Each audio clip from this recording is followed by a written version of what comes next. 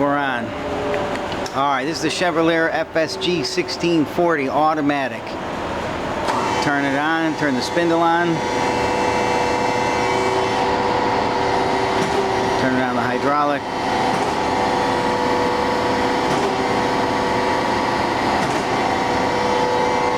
Okay, now this thing does everything you need it to. Here's the controls.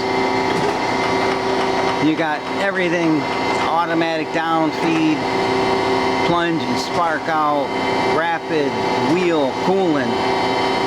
You can count the number of cycles, the feed increment.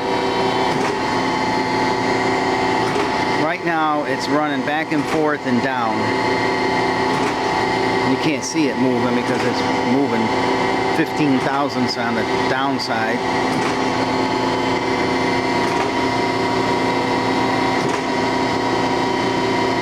And the machine, the leveling feet are right here. It's just sitting on the floor.